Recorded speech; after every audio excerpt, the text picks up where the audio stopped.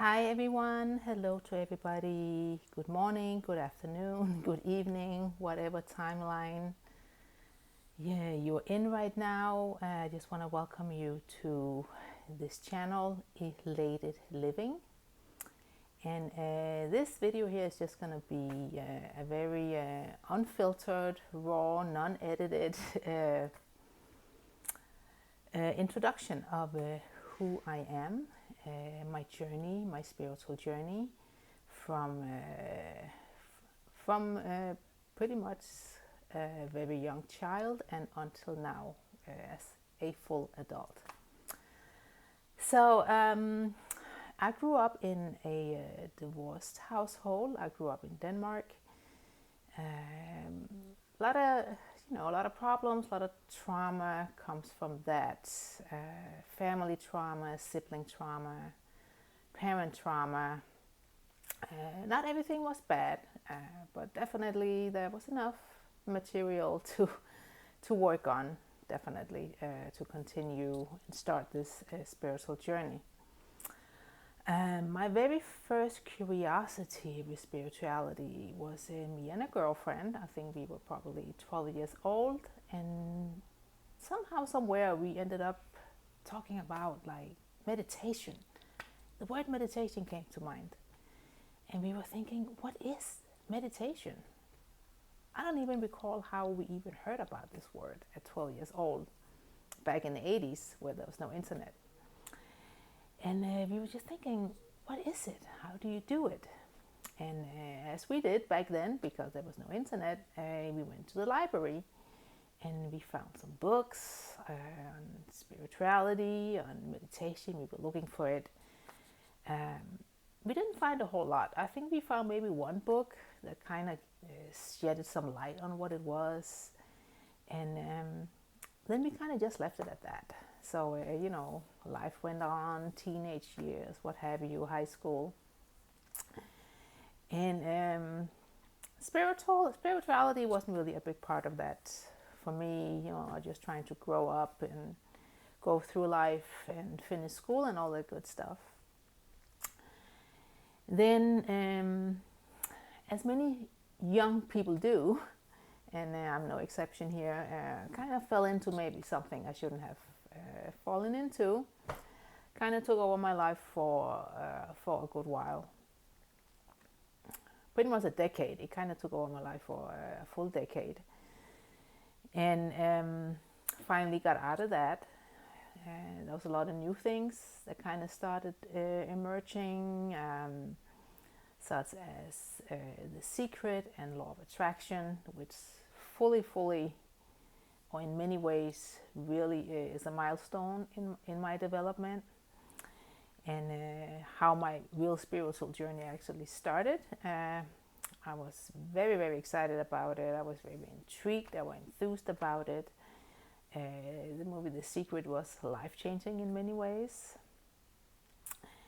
And on from that, I started actually getting back to meditation, crystals, and just other spiritual tools, something called the Sedona method. I don't know if anybody have heard of that. It is pretty much a releasing, letting go technique that was founded in Sedona, Arizona. Did that. I did tapping, EFT. You like tap on different points that actually also is releasing. So I guess I was in the need of releasing and letting go of a lot of stuff. So, but back to the meditation stuff. So with meditation, I actually didn't really get it, so to speak, because I always would fall asleep and get really, really sleepy when I started meditating. And I was thinking, well, this meditation thing isn't really for me. Maybe it's a good thing to do at night when, before sleep, get a good night's sleep. After, after a meditation session. But little did I know, and this is something I found out recently, because now I have a really, really solid, thriving meditation practice. When you get sleepy, it is pretty much the surface mind coming in to tell you not to do it. Don't want to awaken right now, just stay where you are. But I didn't know that at that time. So I just kind of continued. I always consider myself being spiritual. I wasn't attached to a specific religion, but definitely spiritual. Now, my sister has been a Buddhist for many, many years, many decades. And she tried to introduce it to me. And I always felt it wasn't really for me. This is Nichiren Daishonin Buddhism. And the core of this practice is to chant Nam Myoho Renge Kyo. It's a sacred chant where you, it provides manifestations. It's a manifestation technique. It's a way of growing, evolving. It's a spiritual practice, right? And it has always been around it, but I was like, I don't really think it's for me. And then one day, out of nowhere, I was thinking about my sister, and I was thinking about how she is always like the light. When she steps in the room, she's the light, And I was like, there's something about that Buddhism. There's something about that chanting. And I remember giving her a call and telling her I had something to tell her, and she was like, "Oh, what's going on? Are you getting married, or what's going on?" I was like, "No, nothing like that." I told her I want to start chanting, and that's how I started. And it gave me a lot. I would say it gave me a lot for a few years. I probably chanted for about 3 years, I would think. It was great for our sisterhood, for our relationship. It was really good to have that practice to lean into, especially when my dad passed away in 2020, which was a traumatic experience, as anybody know who has lost a parent. So we definitely bonded in that, and it definitely helped me through that. But there is more. Then, in 3 years ago, in 2023 actually, a friend of mine had also tried to introduce me to Agape, Michael Beckwith, who also was in The Secret, by the way, spiritual teacher. And I know about his spiritual community, or even visited a few times, and I was like, it's great, but maybe not for me. Now, fast forward to 2023, when this very dear friend of mine was going through a difficult time in her life, and she came to stay with me for a few days, and it was actually her birthday, and she's asking me, "Joanna, for my birthday, I really, really would like to go to Agape. Would you go with me?" And I was like, "Yes, of course. This is right up the street. We should just go. It's like 15 minutes away." We went to the service. We went to meditation. They start with meditation at 11 a.m. and then there's a service that follows at 11:30 a.m. And it was just great. Everything was great. I enjoyed every moment of it. Then Michael Beckwith started talking. He has his message, his channeled message that he does every Sunday, and I was absolutely blown away. Absolutely blown away. And my friend, who doesn't live close by, unfortunately, she lives like 2 hours away, so she wasn't able to continue going to Agape. But I would go every single Sunday. I would experience transformation at service. Like I would get sleepy, I would get hungry, I would get overwhelmed, but I knew something was happening and something was growing. I was evolving for sure. I was shedding old beliefs, old identities, and I was like truly like coming in to my real self. I done courses. I finally found out how to meditate and actually find out why I'm actually getting sleepy. And this is not the reason to stop. It's just your surface mind, your ego mind that comes in and tells you, nah, try to stop you, basically, stop you from evolving. So I'm way past that now. So I have a very solid meditation practice right now. And this is just how my spiritual practice just has evolved, and it keeps evolving, it keeps unfolding. It's just so much has happened internally, and sometimes you kind of forget what happened, but you just know that you have grown. Like, one of the things is that I actually don't worry anymore. I stopped worrying about stuff. I used to worry all the time about bills, about money, about every single thing. How could things go wrong instead of how could things go right?